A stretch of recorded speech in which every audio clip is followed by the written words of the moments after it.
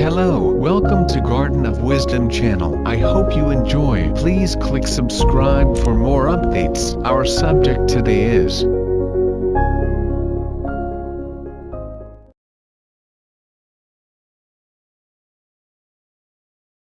in Buddhism, there is a final state of becoming called Nirvana, also Nibbana. Various Buddhist disciplines have differing views about the concept and experience of Nirvana. Some say Nirvana is beyond words, and we can only understand it by years of meditation. But there is agreement as to the general nature of Nirvana. We extinguish desires and cravings through meditation and contemplation. Thus, attachment to the physical senses terminates, and with this, existence ceases. The difficulty of comprehending life as we understand it without there being existence is troubling for many, and seemingly impossible to communicate.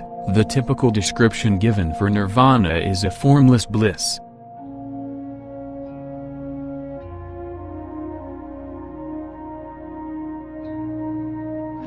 The concept of existence is largely misunderstood, particularly in the West.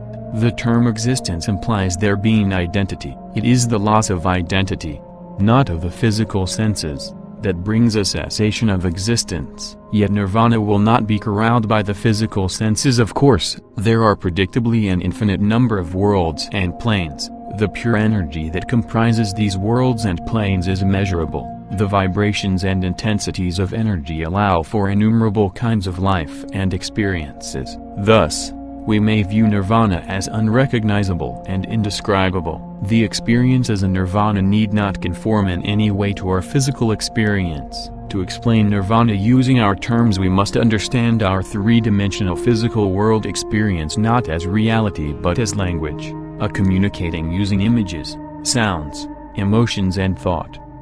Every thought, emotion, image, and sound is thus a word that we speak or express to convey information about ourselves or something. By understanding our physical senses as being a full-blown three-dimensional language, the mysterious state of Nirvana can be explained.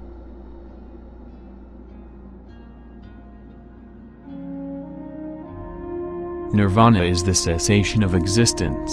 We exist now as John or Mary because of attachment through our emotions to things and beings, which we see as forms and experiences. The forms and emotions are themselves not existence, but they support our existence through the illusion that they are self-sustaining and independent, and through our dependence on them, by dropping our attachments, by seeing our eternal natures which are not dependent on these forms and feelings, existence then ceases. But the forms and emotions need not dissolve away. Now, with attachment eliminated, the forms are unnecessary but may be useful for communicating and interacting. The experience would be like awakening in a dream, a lucid dream. Thus, in a dream there is no attachment. We know that what is in the dream is illusion, and does not exist, yet we do participate in activities of the dream. In a dream anything is possible, even an appearance of forms and shapes that are outside of anything in the world.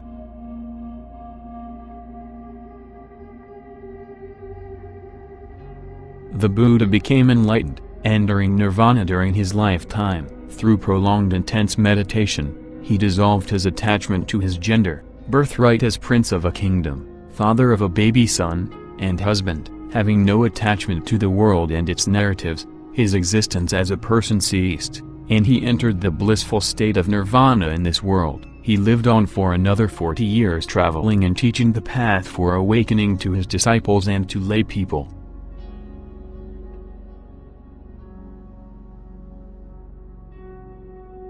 Nibbana is unconditioned, hence cannot be impermanent, as it is not a state that is dependent on causes and conditions. It is the absence of mental momentum, and the state of absolute suchness. It's permanent because the mind is delivered and freed from samsara, the mental bondage of craving and clinging, which is the basis of dependent arising. Nibbana is dissolution of the illusory ego. Naturally, it's the absence of greed, hatred, delusion, craving and clinging. It's emptiness. Feelings and mental objects are no more grasped when one's mind is in Nibbana. Remember that Nibbana is in the here and now, and it's to be seen and lived by the wise, the mature. Fools cannot find Nibbana. As long as they're fools, there's no way. The most effective path which leads to Nibbana is applying the Noble Eightfold Path into practice, which was originally taught by Siddhartha Gautama, the Buddha. If one's mind is in Nibbana, they don't experience death. Nibbana is described as the deathless state of sunnata, that is unconditional emptiness, not to be confused with space. Nirvana, I believe, is the inner state of mind of the enlightened being.